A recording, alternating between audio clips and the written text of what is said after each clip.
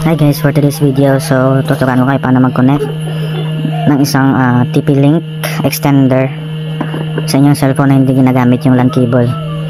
So ang gagamitin natin dito is yung WISP mode. So tara, G. So first, punta kayo sa inyong cellphone, Wi-Fi, then hanapin nyo yung TP-Link. So na din yung TP-Link, so may password yan guys. Yung password niya is nandito sa sa likod.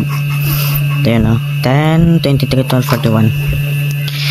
Okay, so 10 and 10 23 4 10 23 12 41. So connect. Connecting, so connected na siya guys. Then punta kayo sa Google Chrome or internet browser nyo. Ito na lang, internet.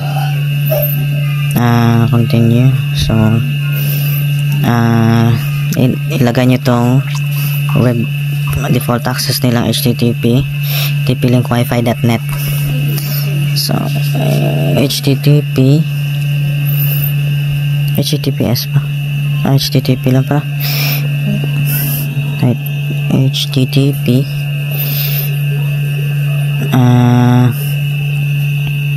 TP-Link HTTP TP-Link wifi.net guys. So okay, opening. So dyan dapat lagyan nyo siya ng password. Kahit anong password, example lalagyan ko ng birthday ko, capital M, March 13, 1997. So okay yan. So confirm password, ulitin mo lang guys. Hindi naman din siguro i-copy paste to copy, ulitin mo lang yung password mo kaninang nilagay. March 13, 1997. So let's start. So dito guys, pag nandito na kayo, pumunta kayo dito sa dalawang parang linya na to.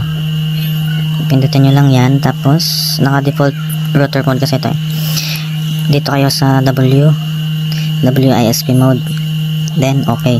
So mag-reboot yan. Nag-reboot ba? So mag-reboot yan guys. Okay, reboot. So mag-reboot yan, nawala na yung wifi. So i-connect nyo ulit sa TP-Link. Yung iba kasi nag-automatic connect na yun, tapos punta kayo ulit dito, tapos i-refresh nyo yung website, tapos ilagay nyo yung password na ginawa natin kanina, March 13, 1997, then login. Tapos dyan, dito guys, pag nag-reboot na yung box, so next lang natin, pili tayo ng wifi kung saan natin gusto. Example ito.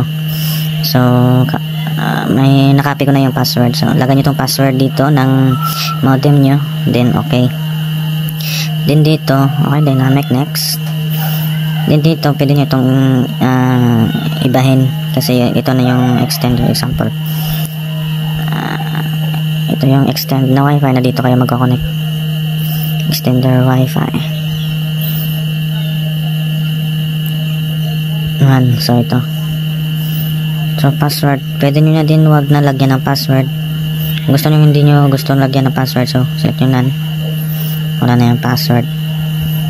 Pero kung gusto nyo may password, lagay nyo ito.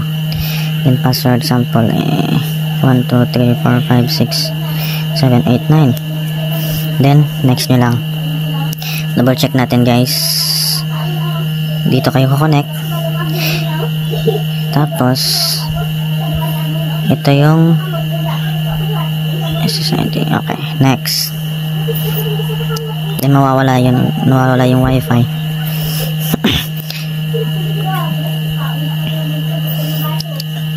So gagawa ito ng panibagong wifi connection na ginawa natin kanina, yung wifi extender wifi 1. So doon tayo magko-connect. Sige, papunta tayo. Wireless setting has been changed. Please connect.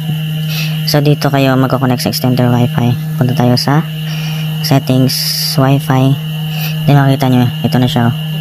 Ito yung extender na Wi-Fi natin. So dyan tayo magko-connect. Then ilagay nyo yung password. Nalagay natin 1, 2, 3, 4, 5, 6, 7, 8, 9. Then connect.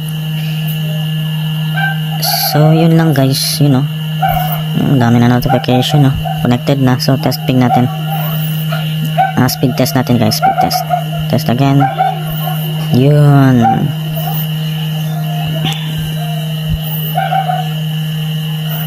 Malakas din ah. So ganun lang guys, mag-connect ng TP-Link box sa inyong modem, sa inyong Wi-Fi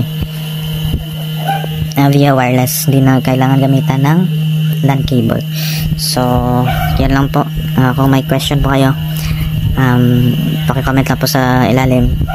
Thank you for watching.